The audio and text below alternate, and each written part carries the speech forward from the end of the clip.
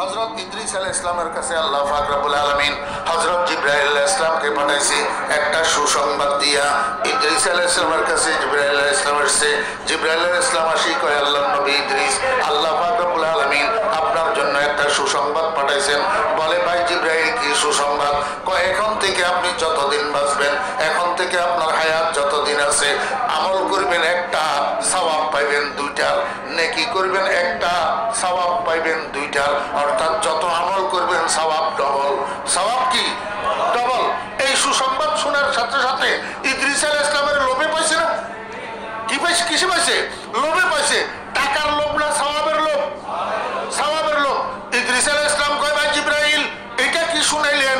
হায়াত কতদিন আছে তো ভালো করে জানি না, যাই আছে আল্লাহর ওয়াস্তে আপনি আমার একটা উপকার করেছেন। কয়, কি উপকার? আমার এই পর্যন্ত হায়াত যা আছে তার থেকে আল্লাহর কাছে সুপারিশ করি আমার হায়াতটা একটু বাড়াইয়া দেন, আমি যাতে এই ডাবল সওয়াবের বেনিফিটটা একটু বেশি ভাবে পাই। জিবরাইল আলাইহিস সালাম কয়, ভাই ইদ্রিস, এই কাজ তো আমার দপ্তরের কাজ না, এটা আজরাইলের দপ্তরের কাজ। এটার জন্য সুপারিশ করলে, তদবির করলে আজরাইলে করতে পারে, আমি পারি না। ইদ্রিস আলাইহিস সালাম কয়, ভাই জিবরাইল, তাহলে আজরাইলের সাথে আমার একটু সাক্ষাৎ করাই দেন, আমার একটু কি করাই দেন? সাক্ষাৎ করাই দেন। জিবরাইল আলাইহিস সালাম কয়, ভাই ইদ্রিস, বড় আবদার শুরু করছেন আপনি, আচ্ছা কি করবো, এক কাজ করেন, আমার ডানার উপরে উঠেন। ডানার উপরে উঠেন। কয়, কই নিয়ে যাবেন? আজরাইলের অফিস হইল মন্ত্রণালয়ের সচিব হইল চতুর্থ আসমানে। আজরাইলের সাথে সাক্ষাৎ করাইতে হইলে আপনাকে চতুর্থ আসমানে নিয়ে যেতে হবে। কয়, উঠেন আমার ডানার উপর। হযরত ইদ্রিস আলাইহিস সালামের ডানার উপরে করি জিবরাইল আলাইহিস সালাম নিয়ে গেছে চতুর্থ আসমানে। চতুর্থ আসমানে নিয়ে আজরাইলের দপ্তরের পিছনে দাঁড় করাইয়া দিছে। বলে, ইদ্রিস ভাই, আপনি এখানে দাঁড়ান, আমি আগে নিজে যাই, আজরাইলের সাথে কথাবার্তা বলি, অবস্থা বুঝি কি রকম হবে না হবে, আপনি এখানে দাঁড়ান। আজরাইল আলাইহিস সালাম, আল্লাহু আকবার, জিবরাইল আলাইহিস সালাম ঢুকছে ভিতরে।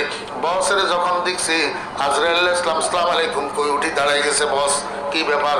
বিনা খবরে কোন দিক থেকে হঠাৎ আসলেন? কারে ভাই, কইও না, আল্লাহ নবী ইদ্রিসের কাছে আল্লাহ আমার সুসংবাদ একটা নিয়ে পাঠাইছিল, এখন ইদ্রিসের লোভে পাইছে, ইদ্রিসে চাই হায়াত বাড়াইতে, এটা তো আমার দপ্তরের কাজ না। আমি কইলাম এটা আজরাইলের দপ্তরের কাজ।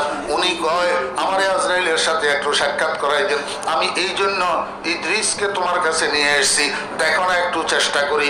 বেচারা চাইতেছে তদবির করি, আল্লাহ পাকের কাছে সুপারিশ করি, কোন ইদ্রিসের হায়াতটা একটু বাড়ানো যায় কিনা। আজরাইল আলাইহিস সালাম কয়, বস, ইদ্রিস আলাইহিস সালাম এখন কোথায়? কই যে তোমার অফিসের পিছনে আমি দাঁড় করে রেখেছি। আজরাইল আলাইহিস সালাম কয়, আলহামদুলিল্লাহ, আলহামদুলিল্লাহ। জিবরাইল আলাইহিস সালাম কয়, আজরাইল, তুমি আলহামদুলিল্লাহ বললা কেন? এখানে আলহামদুলিল্লাহ বলার কি হলো? আজরাইল আলাইহিস সালাম কয়, বস, আল্লাহ পাক রব্বুল আলামিনের পক্ষ থেকে প্রতিদিন সকাল বেলায় আমার হাতে একটা লিস্ট পাঠানো হয়। ওই লিস্টের মধ্যে একটা মানুষের নাম, বাপের নাম, ঠিকানা, মরণের জায়গা, মরণের সময়, এই জিনিসগুলা লেখা থাকে। এই লিস্ট অনুযায়ী আগামী 24 ঘন্টায় আমি গোটা পৃথিবীর মধ্যে তালাশ করিয়া করিয়া রুহু কবজ করি।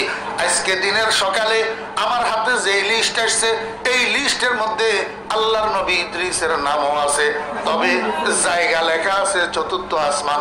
এখন তো আমি হয়রান হইয়া গেছি, কিরে, ইদ্রিসের রুহু কবজ করার টাইম তো হইয়া যাইতেছে, কিন্তু ইদ্রিস তো এখনো দুনিয়াতে, তাহলে চতুর্থ আসমানের রুহু কেমনে কবজ হবে? আল্লাহ যে লেখি রাখছে রুহু কবজের স্থান চতুর্থ আসমান, এটা কি করে সম্ভব?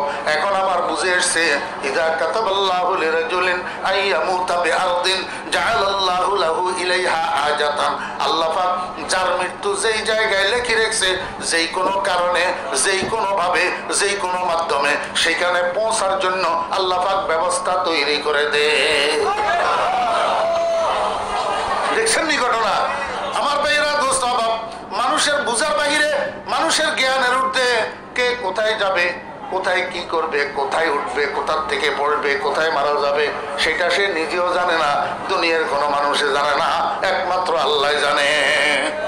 একমাত্র কে জানে? আল্লাহ জানে। এটাকে ডিনাই করার কারো কোনো সুযোগ নাই। আমি ফরিদউদ্দিন জানি না আমার শেষ নিঃশ্বাস কোথায় ত্যাগ হবে, এটা আল্লাহ পাকের ইচ্ছায় হয়। আর একটা হলো কবরের জায়গা। মানুষ মায়ের পেটে থাকতে তার কবরের জায়গা নির্দিষ্ট সৃষ্টি হয় কেমনে? قال النبي صلى الله عليه وسلم ما من مولود إلا وفي سرته من تربة التي خلق منها حتى يدفن فيها وأنا وأبو بكر وعمر خلقنا من تربة واحدة حتى ندفن فيها আল্লাহর হাবিব বলেন যে কোনো নবজাত আল্লাহ পাক রব্বুল আলামিন তৈরি করেন মায়ের পেটের মধ্যে যখন গর্ভধারিত হয়, মায়ের পেটের মধ্যে যখন তার আকৃতি হয়, শরীরের অঙ্গ প্রত্যঙ্গগুলা তৈরি হয়, এই সময়ের মধ্যে আল্লাহ পাক একজন ফেরেশতা নিযুক্ত করেন। ওই ফেরেশতার উপরে আল্লাহ পাকের আদেশ হয়, হে ফেরেশতা, আমি অমুক দেশের অমুক গ্রামের অমুকের বেটা অমুকের স্ত্রীর পেটের মধ্যে যেই মানুষটা বানাইতেছি, এই মানুষটা দুনিয়াতে আসার পরে দীর্ঘদিন জীবিত থাকার পরে যখন মারা যাবে